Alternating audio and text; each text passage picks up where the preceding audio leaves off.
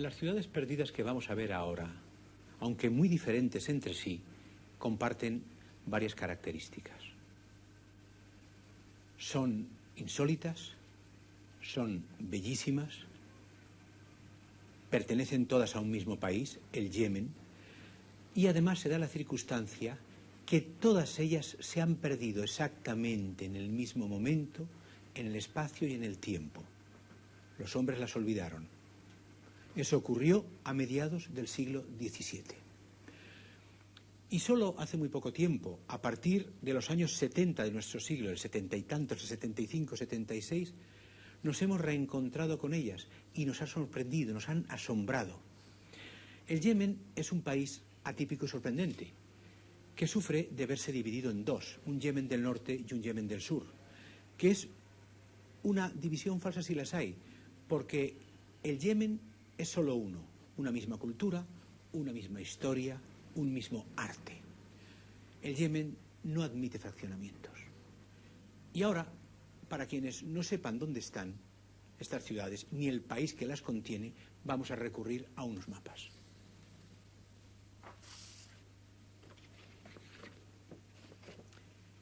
Aquí tenemos Arabia, encrucijada natural entre Europa, África y Asia.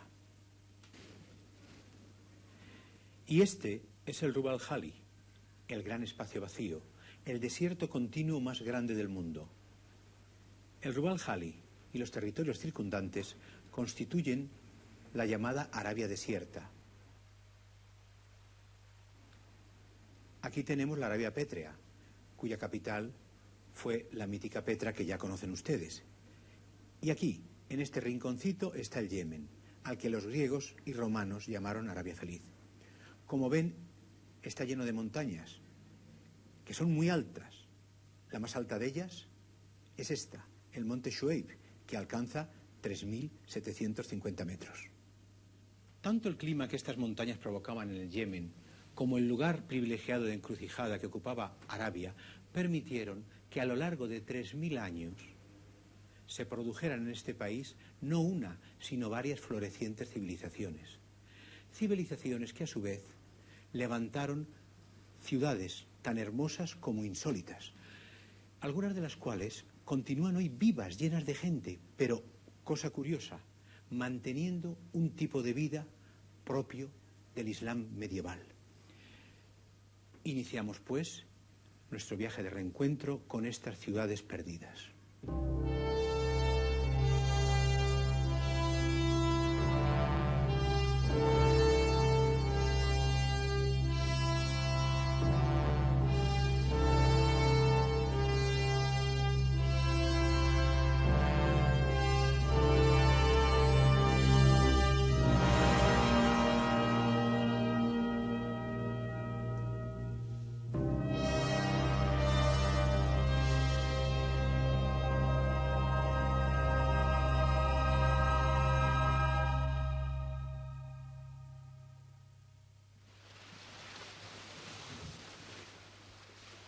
Las costas del Yemen están bañadas por un mar subtropical y su aspecto es idéntico a las de su vecina África.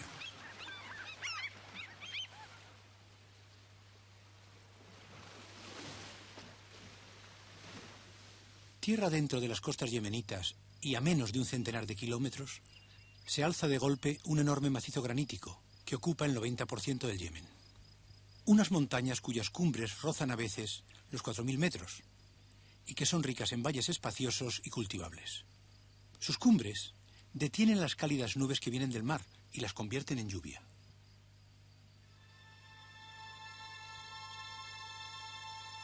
Esta es la Arabia verde, la Arabia feliz, como la llamaron los autores clásicos.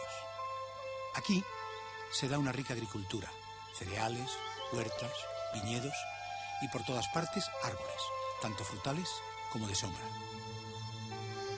Pero justo donde acaban las últimas montañas y los valles que acogen, comienza el Rub al-Khali, que con sus 650.000 kilómetros cuadrados es el desierto continuo más grande y más espantoso de nuestro planeta. Pues bien, estos valles a las puertas del desierto, y no los verdes del altiplano, fueron los elegidos para establecerse por la mayoría de los primeros colonizadores al llegar aquí hace más de 4.000 años. Los antepasados de este hombre, que todavía hoy sigue viviendo a las puertas del desierto, eran nómadas, venidos del norte, que decían ser los semitas más antiguos de la humanidad, por descender de Joctán, bisnieto de Sem, y tataranieto, por tanto, del propio Noé. Estos hombres, al borde mismo de las estériles arenas, se dedicaron al pastoreo y la agricultura, aprovechando el agua abundante que, procedente de las altas montañas, regaba aquellos valles terminales. Y luego, a la altura del año 2000 a.C., se dedicaron también al tráfico caravanero. Durante los 800 años siguientes, sus mercancías, ninguna de lujo, cruzaron lentamente los desiertos, a lomos de asnos siempre sedientos, a lo largo de rutas que zigzagueaban de pozo en pozo.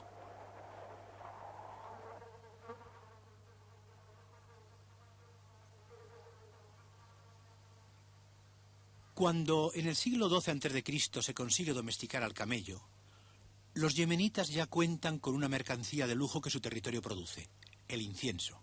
Se enriquecen rápidamente y sus pueblos a orillas del desierto se convierten en hermosas y ricas ciudades, como esta llamada Barakish.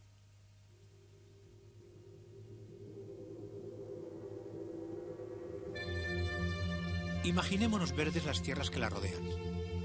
Imaginémonos los centinelas en las almenas. Y también con la imaginación reconstruyamos las ruinas del interior. Un gran templo, otros menores, un palacio, edificios nobles, casas sencillas, una enorme plaza-mercado para vender productos traídos por las caravanas, almacenes, alojamientos para los viajeros y sus camellos, y sobre todo, agua y sombra abundantes.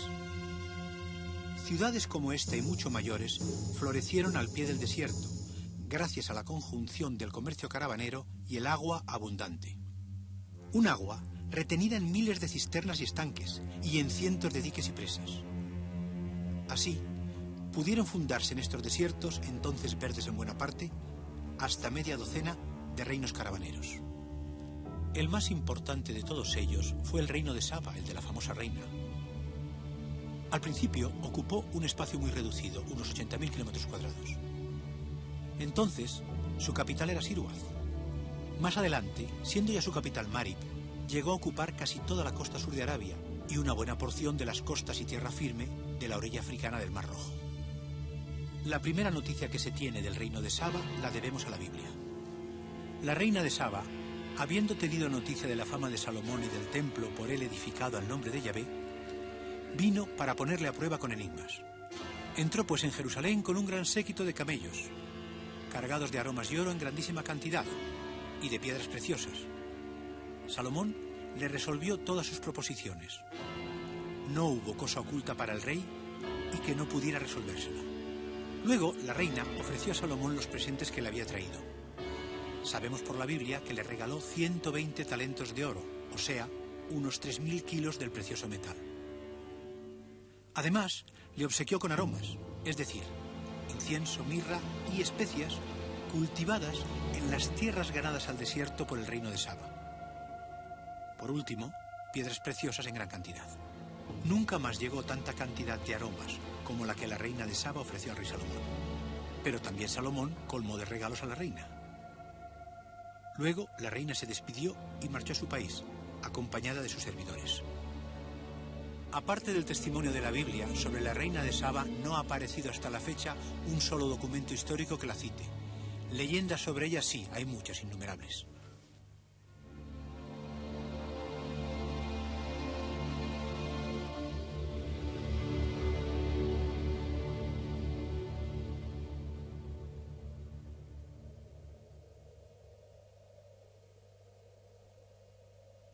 Este templo consagrado al dios de la luna es el único edificio que queda en pie de Sirwaz, la que fuera primera capital del reino de Saba.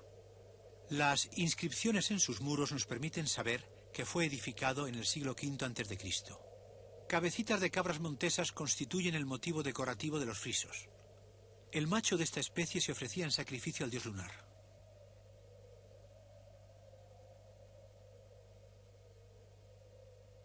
Durante siglos, árabes y turcos han usado el templo como fortaleza. Y para adecuarlo a esa misión han cometido contra él delitos de lesa arquitectura, sobre todo en su interior, que convirtieron en cuartel. Aquí hay inscripciones por todas partes. Al traducirlas, se está descubriendo el importante papel que representaron las caravanas comerciales del reino de Saba, las cuales, junto con las mercancías, intercambiaban ideas, arte y civilización, de la India al Mediterráneo y de Mesopotamia al África del Este. El dios de la luna era macho y benéfico, mientras que la divinidad del sol era hembra y maléfica, justo al contrario que en Occidente. Esta transposición machista se produjo al considerar que el calor del sol hacía preferible que la vida social y los movimientos de las caravanas tuviesen lugar de la caída de la tarde hasta poco después del amanecer. Esto es lo que queda de la ciudad y esto lo que queda del verdor que la rodeaba. Sirwaz perdió la capitalidad en beneficio de Marib. Teniendo como centro Marib, las primitivas rutas caravaneras se ampliaron y ramificaron en todas las direcciones. Las mercancías iban y venían de la China y la India al Imperio Romano, de Damasco a Egipto, de Petra a Etiopía, de Tiro a Indonesia. Incienso, mirra, especias, perfumes, piedras preciosas, oro, vino, telas, marfil.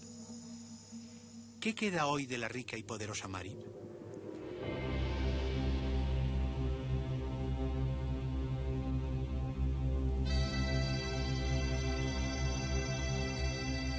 La que fuera capital del reino de Saba yace ahora bajo el suelo de las casas de esta hermosa ciudad medieval. Sabemos que contaba con templos y palacios, adornados con elegancia, belleza y lujo, y que aquí confluían embajadores y caravanas provenientes de los lugares más lejanos del mundo entonces conocido.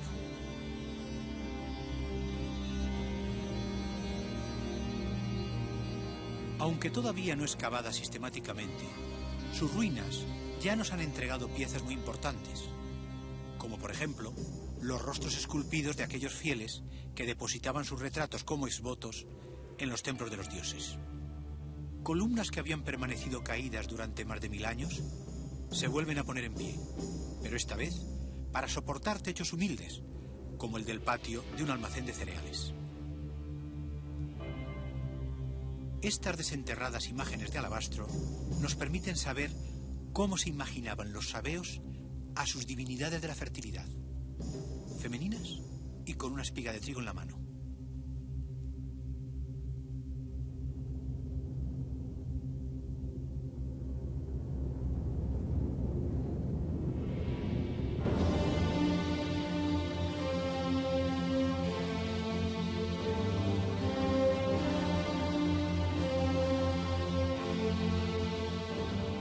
En 1952, arqueólogos norteamericanos desenterraron cerca de Marib su templo del dios de la luna. Pero en solo algo más de 30 años, las arenas del desierto han vuelto a devorar las ruinas. A 4 kilómetros del templo de la luna, emergen de la arena 5 solitarias pilastras. El lugar no ha sido excavado y no se sabe si se trata de un templo o de un palacio. Pero tradiciones y leyendas aseguran que aquí estaba el salón del trono de la reina de Saba.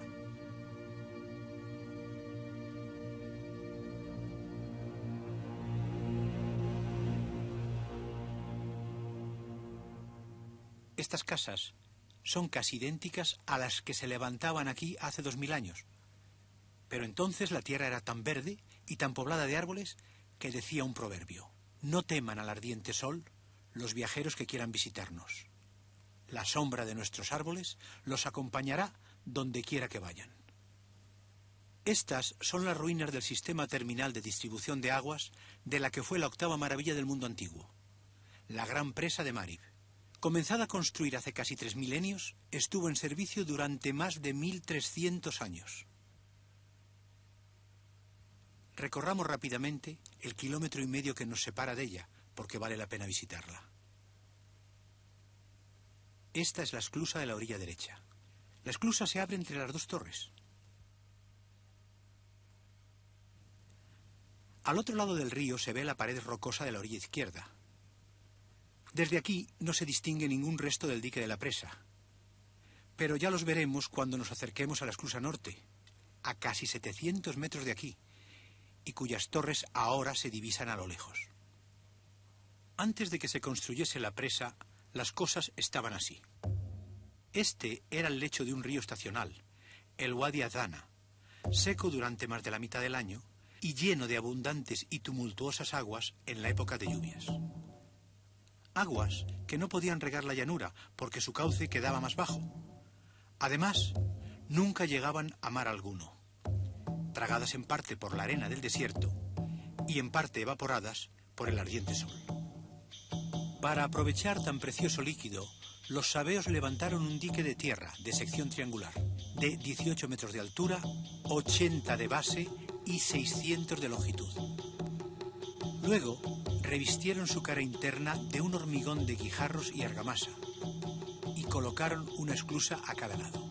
La esclusa de la orilla derecha y el canal que la prolongaba y luego se dividía en dos, los tallaron en la roca y los separaron del río por medio de un muelle enorme.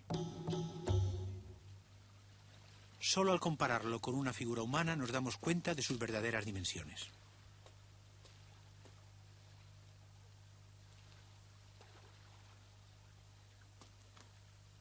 Nos dirigimos a la esclusa. Vamos encontrando inscripciones que nos cuentan vicisitudes del dique. Vicisitudes a lo largo de su milenaria existencia, es decir, sus roturas, sus reparaciones y sus ampliaciones. La entrada del agua en el canal de la esclusa se regulaba sacando hacia arriba unas vigas de madera que descansaban unas sobre otras y cuyas extremidades corrían encajadas en unas acanaladuras verticales de obra.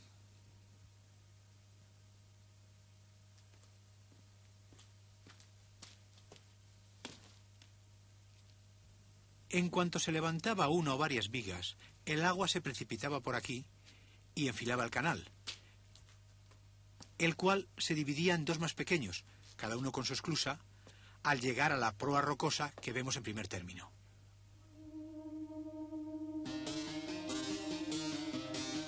El derecho regaba las tierras de la llanura que se extendía a su derecha. El izquierdo servía de aliviadero, cuando el nivel del agua retenida por el dique se aproximaba demasiado a su cresta. Y ahora, para visitar la esclusa de la orilla izquierda, vamos a comenzar a caminar desde este punto. La enorme acumulación de tierra que vamos a encontrar al final de la pared rocosa está constituida por los sedimentos depositados por las aguas a lo largo de los 3 últimos siglos de funcionamiento de la presa.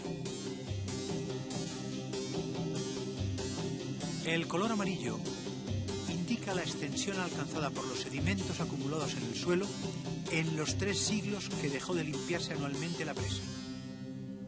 ¿Por qué este descuido?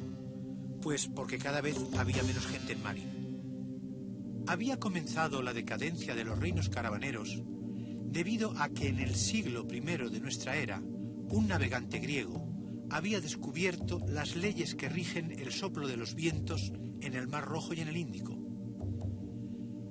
A partir de ese momento, el Imperio Romano prescindió de los intermediarios caravaneros, porque las naves romanas podían ahora ir a la India en 2 meses con el monzón de primavera y volver en otros 2 con el monzón de otoño. Se descuidaron los mantenimientos de las obras hidráulicas y así la presa de Marib se llenó de limo, llegándose a un punto en que el agua, detenida por la alta barrera de sedimentos, no podía llegar a la esclusa izquierda.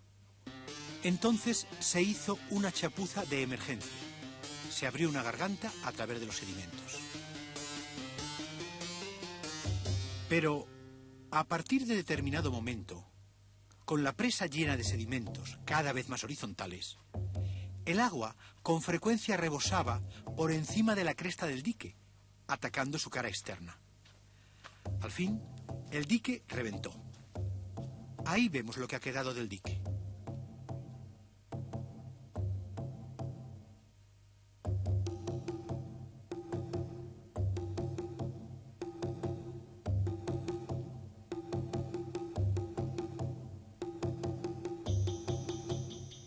Esta esclusa era la más importante, porque permitía regar nada menos que 5.000 hectáreas de desierto.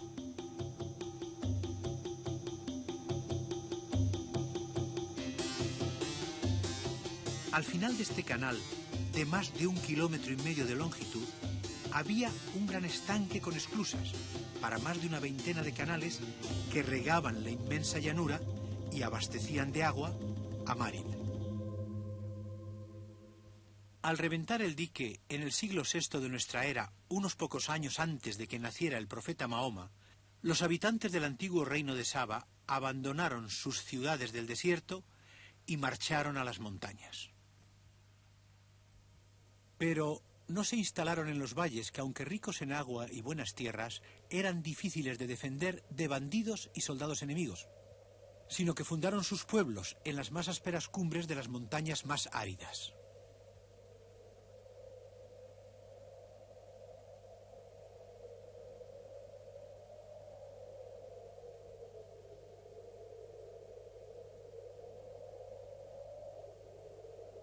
Como aquellos campesinos eran además buenos albañiles y canteros, resolvieron el problema de su subsistencia tallando en escalones las laderas de sus montañas. Las terrazas resultantes las cubrieron de una espesa capa de buena tierra y para que las lluvias no se la llevasen, la sujetaron con paredes de piedra. Luego la araron y la sembraron, como siguen haciendo en la actualidad. Estamos en otoño. La siembra duerme bajo tierra, pero en primavera las montañas serán verdes. Vamos ahora a conocer de cerca uno de esos pueblos, Háchara, que se levanta muy por encima de las rocas donde las águilas tienen sus nidos.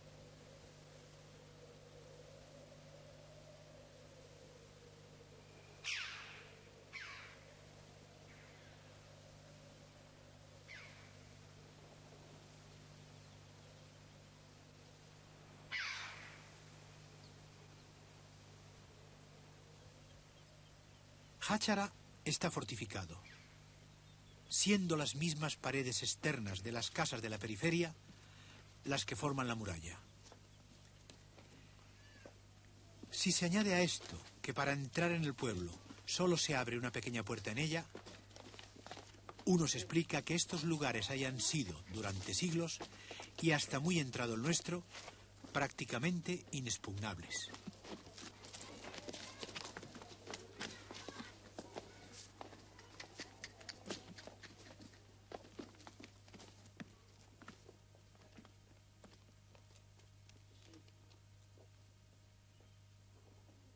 El pueblo tiene 1.500 habitantes. Unos cuantos de ellos son judíos, descendientes de los que vinieron a refugiarse en estas tierras cuando los romanos destruyeron el templo de Jerusalén, es decir, hace casi 2000 años. Ya son árabes su lengua y su cultura, pero conservan sus creencias y su ritual intactos. Se dedican al comercio. Aquí tenemos a uno de ellos fumándose una pipa de narguilé. Según una antiquísima costumbre, aquí, como en casi todo el Yemen, en cada edificio vive una sola familia. No nuclear, se entiende, sino extensa.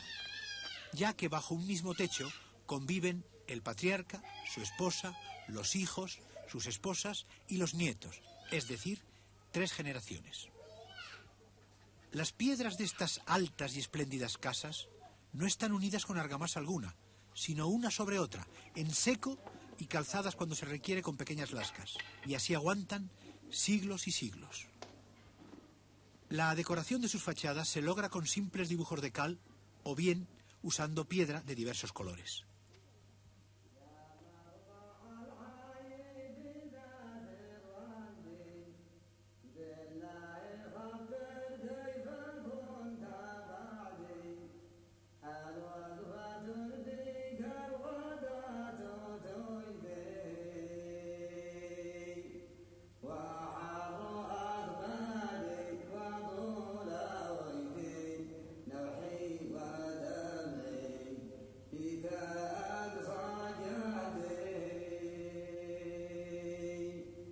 Las murallas de Sada ciudad al borde del desierto, son de tierra. Se construyeron hace 500 años y desde entonces han resistido bastantes asedios y no pocos cañonazos. Y ahí las tenemos, casi intactas.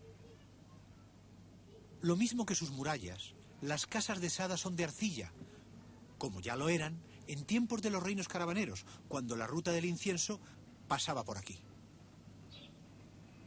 En Sada llueve pocas veces, pero cuando llueve lo hace torrencialmente. Por eso, la poca piedra de que disponen sus albañiles se emplea para la cimentación de las casas. Estamos entrando en una casa en construcción, donde veremos en acción a un arquitecto y su equipo. La madera, usada siempre discretamente, ya que tampoco abunda, es también elemento indispensable en la construcción de edificios, sobre todo para el entramado de los suelos de los diferentes pisos. La tierra se extrae cavando el suelo de lo que luego será el patio de la casa. A continuación se mezcla con paja de trigo muy picada y agua, y se amasa con los pies.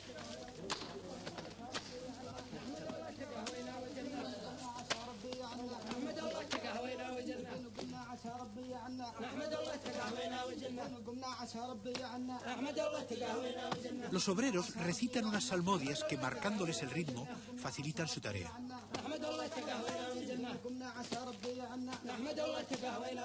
El hombre que está en lo alto del muro y que es una afortunada mezcla de arquitecto, albañil y escultor, es el responsable de la obra terminada, tanto en lo tocante a su solidez como a su belleza.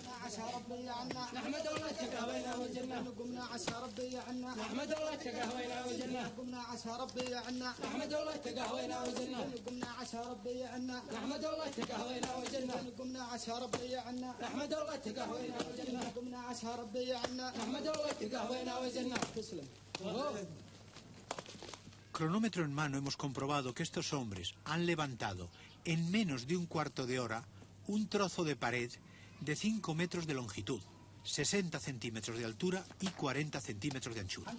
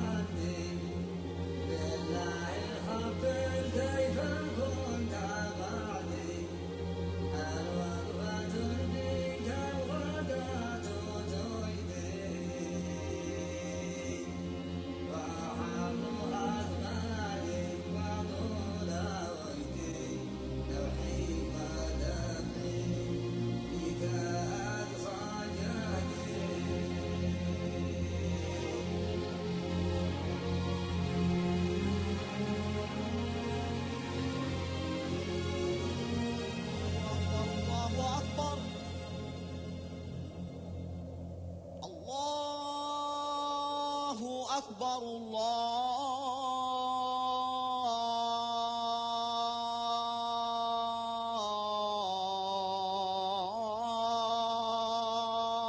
الله أكبر أشهد أن لا إله إلا الله أشهد أن لا إله إلا الله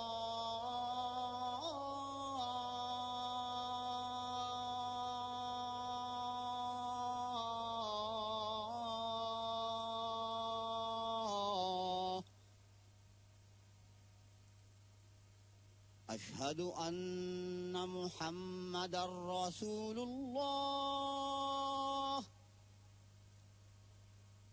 أشهد أن محمدا رسول الله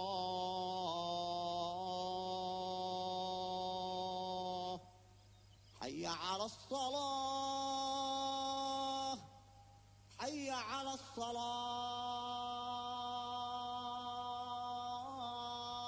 En el año sexto de la Égira, los descendientes de los señores de la Ruta de la Seda, cansados de su civilización en ruinas y de sus dioses inútiles, se convirtieron al Islam. Y de las semillas que la lectura del Corán sembró en sus mentes y corazones, nació y floreció una sociedad nueva, brillante, culta, refinada y artista. Y los campesinos albañiles inventaron templos nuevos de bellas siluetas y hermosamente decorados, dignos del Dios que venía a satisfacer las necesidades espirituales del pueblo yemenita.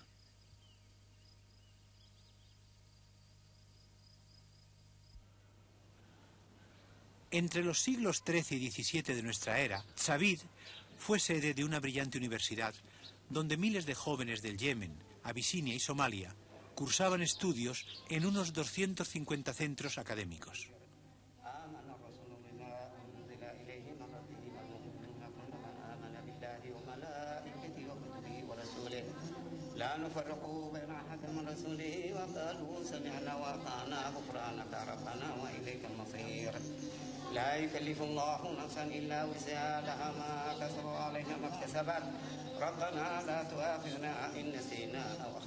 Entrar en la mezquita mayor de Tsavid es como hacer un viaje al pasado.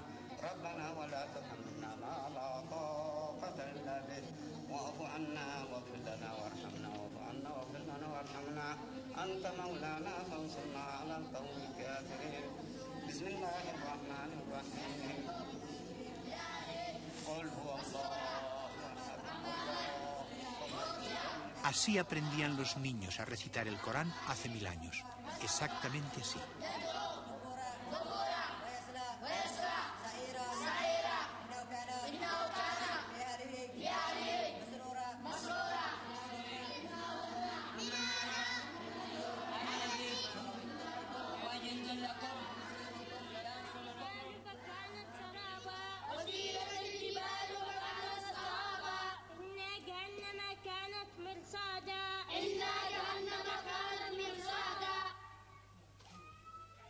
El humilde ladrillo cocido era el material preferido por los geniales albañiles de Tsavid. Con él levantaron y decoraron edificios cuya calidad artística estaba a la altura de la científica de la universidad.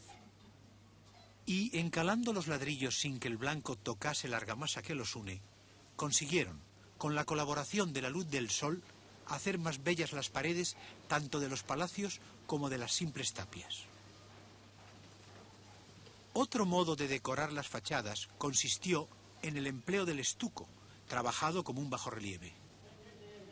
En este tipo de ornamentación, único en el mundo, se nota la influencia de elementos de la estética musulmana asiática oriental y también del África negra, perfectamente integrados con los yemeníes. En los interiores, más sobrios que las fachadas, el efecto estético se logra con cojines, alfombras y pinturas murales.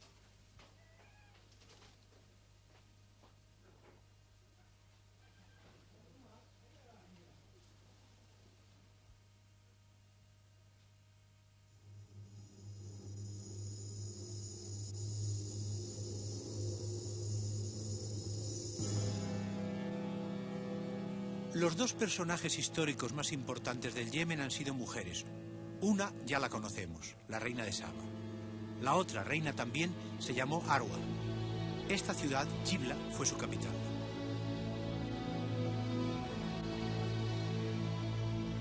Jibla todavía conserva el sello estético y urbanístico que le imprimió esta mujer, que vivió hace casi 9 siglos, que reinó 50 años y que murió a los 92, dejando un recuerdo tan imborrable que aún hoy hablan de ella con afecto las gentes de la ciudad. Fue la única reina que ha tenido el Yemen musulmán. Y lo fue porque su marido, el rey, sufrió un ataque que lo dejó parapléjico para siempre. Entonces ella pudo demostrar de lo que es capaz una mujer inteligente cuando viene a parar a sus manos el poder absoluto. Llevó a cabo una espléndida reforma agraria, construyó puentes, acueductos y carreteras, y levantó muchas y hermosas mezquitas como esta que lleva su nombre y en la que está enterrada. Invitados por el guardián de las llaves de la mezquita a visitar su tumba, hacia allí nos encaminamos.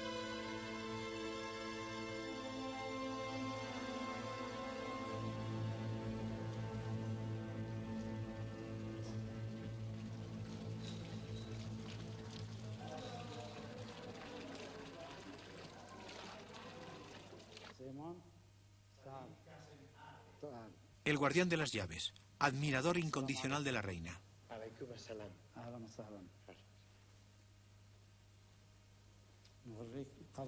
Crónicas y leyendas coinciden en que Arwa fue enérgica pero no despótica, y que en lugar de dar órdenes, prefería convencer.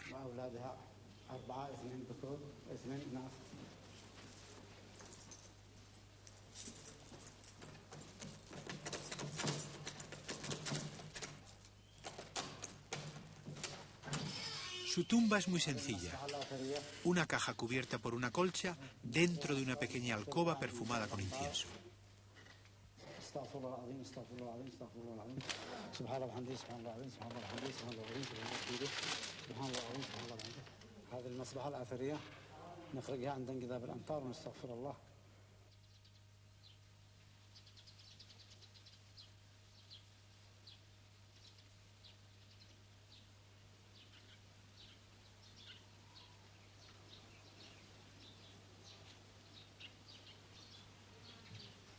Antes de llegar a Sana, capital del Yemen del Norte y una de las ciudades más bellas que han existido jamás, atravesamos su antesala, Wadi Dar, un valle siempre verde, lleno de frutales, que contrasta llamativamente con las montañas estériles que lo rodean.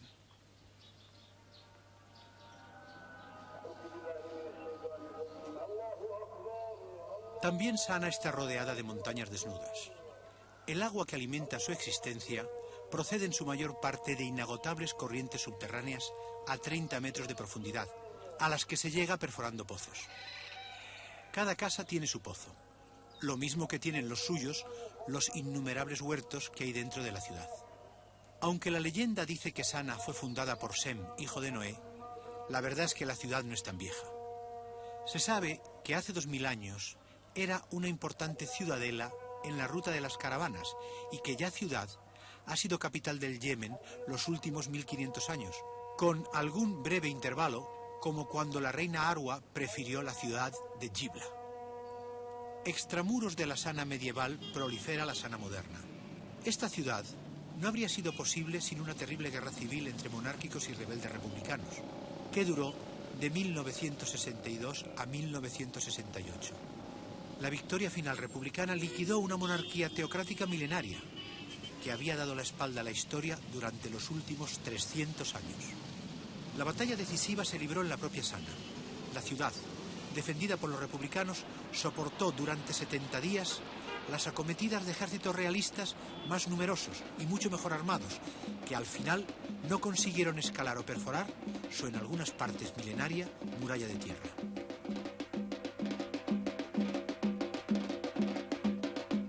Ahora, ya en plena paz, estos hombres nos ofrecen su antiquísima danza de la guerra, como muestra de su folclore. Y mientras los contemplamos, no podemos dejar de pensar que los menos jóvenes de ellos, hace tan solo 20 años, luchaban desesperadamente divididos, con mortíferas armas modernas, defendiendo dos visiones del mundo diametralmente opuestas.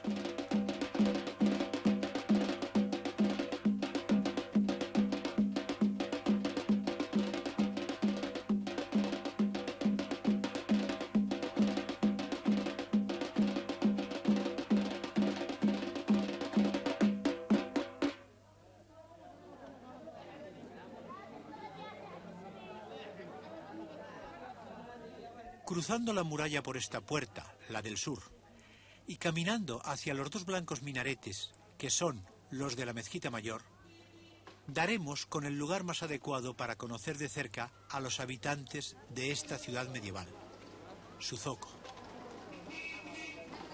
El zoco apenas ha cambiado en los 1000 años largos que han transcurrido desde su creación. Fue declarado desde el primer momento lugar sagrado, quedando prohibida toda pelea dentro de su recinto, tanto con armas como sin ellas, ya que los mercaderes sabían por triste experiencia que la guerra es el peor enemigo del comercio. Aunque su número va disminuyendo bastante rápidamente, todavía sobreviven en el zoco algunos de los antiguos gremios artesanos.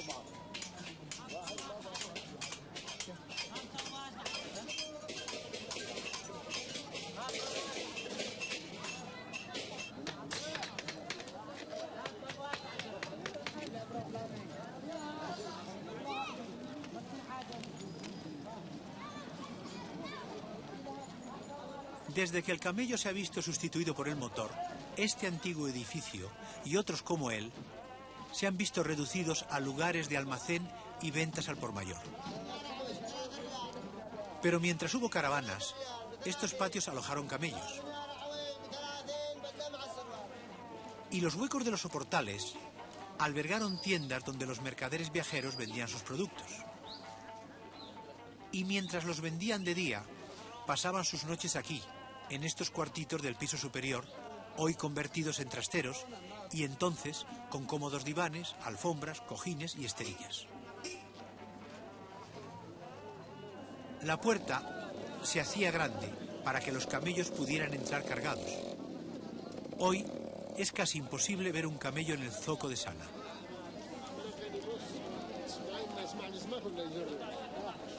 Las uvas, de las que hay más de 20 variedades, abundan en el Yemen. Se consumen frescas o bien pasas, pero nunca sirven para hacer alcohol, porque el Corán dice: el demonio, valiéndose del vino y de los juegos de azar, trata de crear hostilidad y odio entre vosotros, e impediros que recordéis a Dios y recéis vuestras plegarias. Manteneos apartados de ellos. El modesto volumen de las transacciones cafeteras encuentra marco sobrado en este almacén tan antiguo como pequeño. Pero desde principios del siglo XVII a mediados del XVIII, el café cultivado en el Yemen y exportado desde su puerto de Moca fue el único que se consumía en Oriente Próximo, Europa y América. La pérdida yemení del monopolio ocurrió a finales del siglo XVIII, cuando el café comenzó a cultivarse en Indonesia y la América hispana.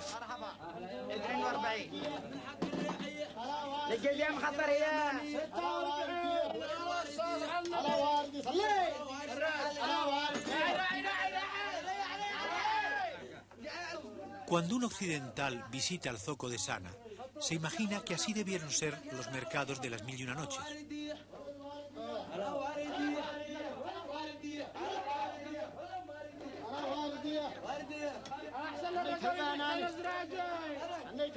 Es un tópico, pero es cierto. Así, de este modo, se pesaban entonces, en el almacén de las balanzas, para su control y tasa, cuantos productos entraban en el zoco.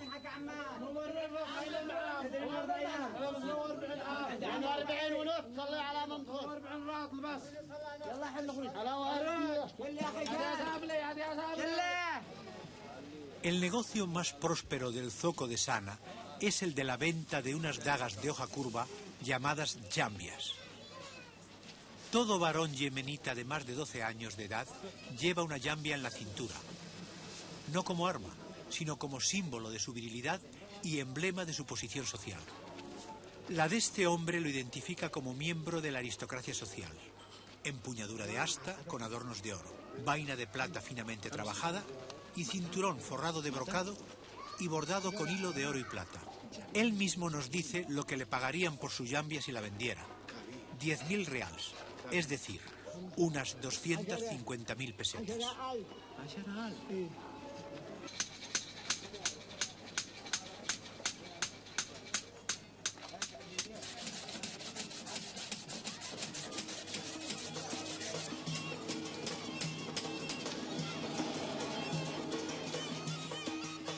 La danza de la jambia. La mayor parte de las veces se convierte en prueba de resistencia. Se danza horas y horas sin parar. El vencedor es aquel que sigue bailando cuando todos los demás se han retirado exhaustos.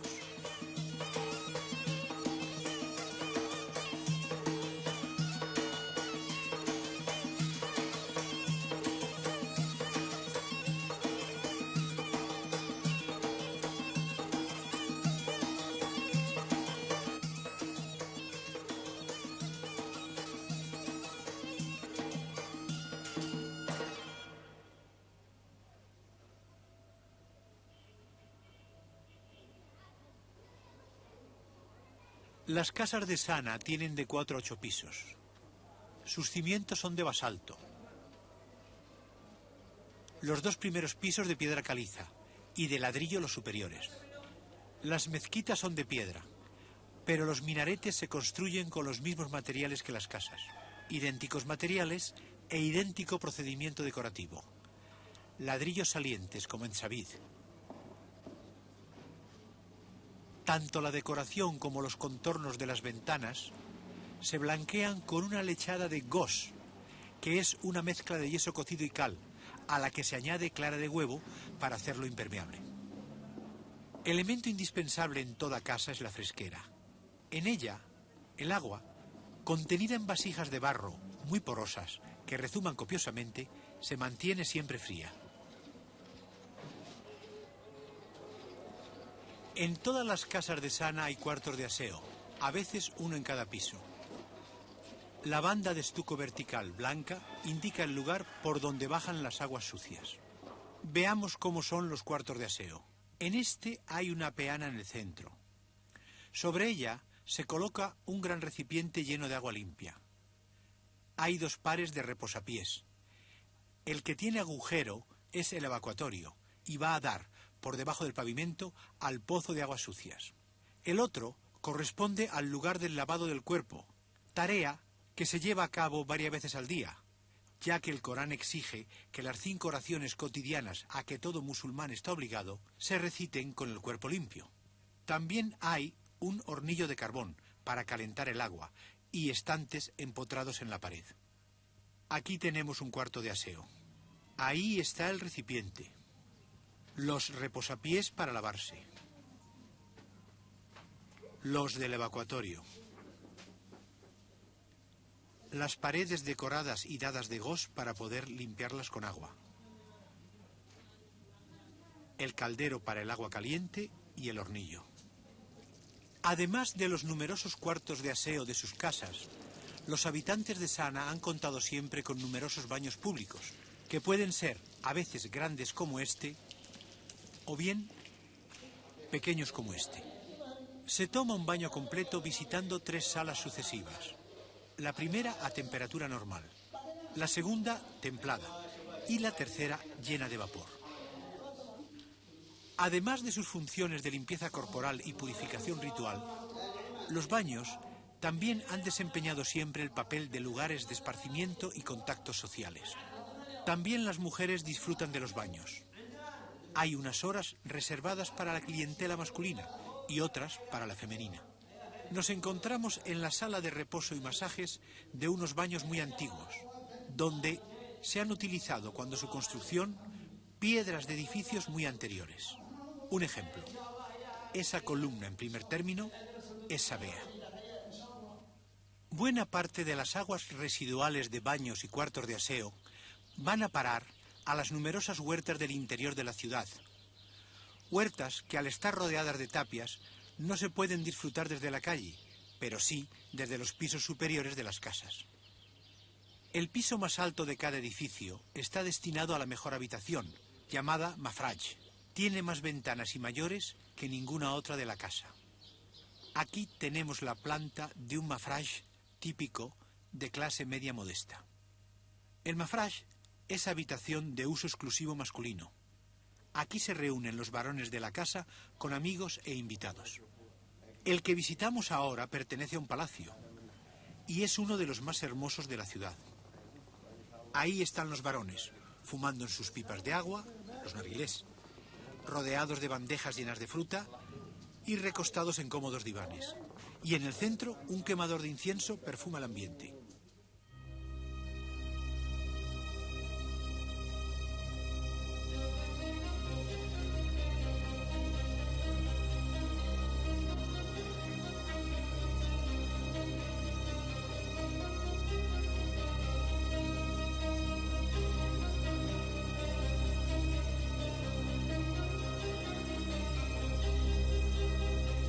Como dentro de unos instantes vamos a visitar el interior de una de estas casas, sepamos antes cómo están distribuidas y no olvidemos que en cada edificio, lo mismo que en Háchara, vive una sola familia.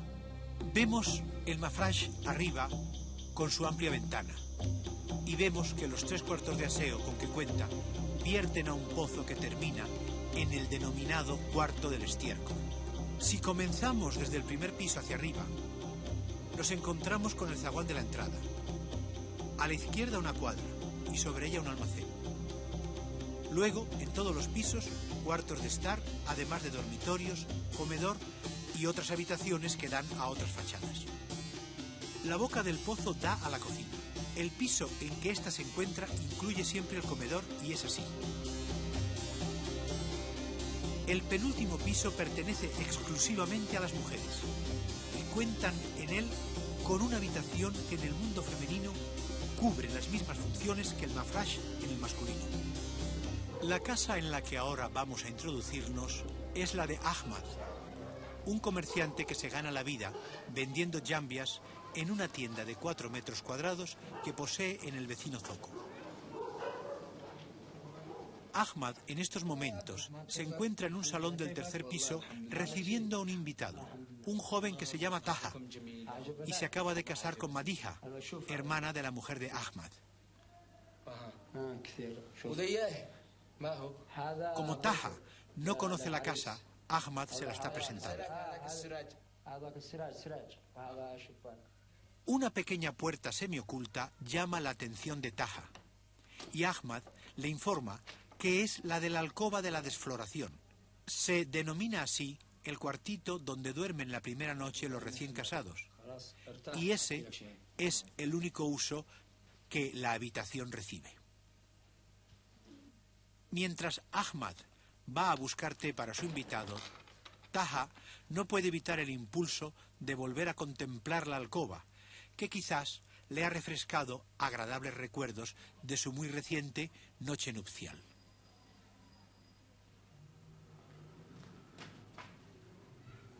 Esta mujer que pasa de la antecocina a la cocina es la esposa de Ahmad. Debajo de la ventana podemos ver la fresquera, un invento yemenita que tiene más de 2000 años. La fresquera por fuera. Después de visitar a una tía enferma, Madiha, esposa de Taha, se dirige a casa de su hermana y cuñado para reunirse con su esposo.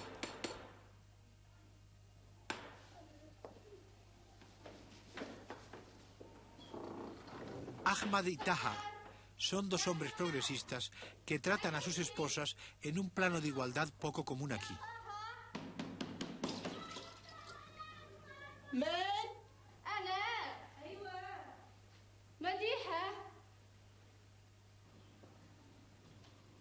La de Ahmad está a favor del velo.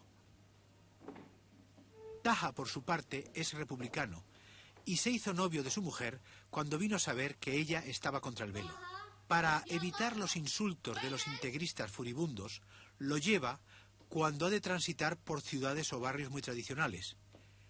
Pero por las calles de la Sana moderna y en las casas de los amigos de su esposo va a cara descubierta. ¿Cómo está tu tía?, le pregunta Taha. Ya bien, gracias a Dios, responde ella. كيف حالكم؟ أهلا. كيف انتي؟ نحمده. مالك شيء؟ الحمد لله. هي ادخلي نتقهوى هي. كيف انتي؟ مالك شيء الحمد لله. مالك شيء. كيف حال الجاهلة؟ بخير ولا فيها شيء. وجهها ليش كيفهم؟ الحمد لله بخير يعني. لا يدي لك اياها بسرعة.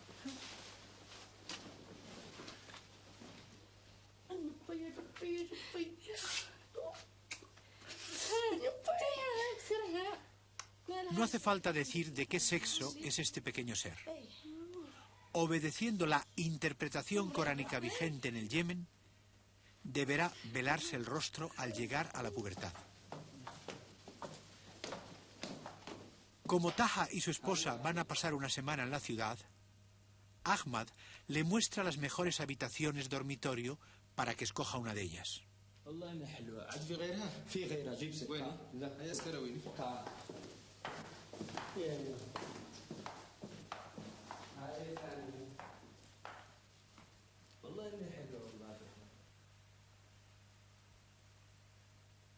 He aquí el mafrash de la casa, en plena tertulia de parientes y amigos, todos varones, por supuesto.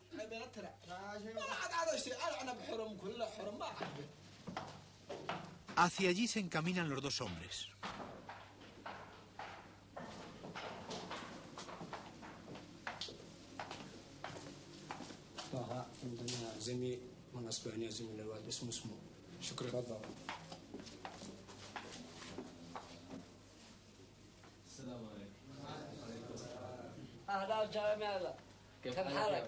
El amable anciano a quien Taha saluda es el patriarca, padre de Ahmad y cabeza de la familia que vive en esta casa.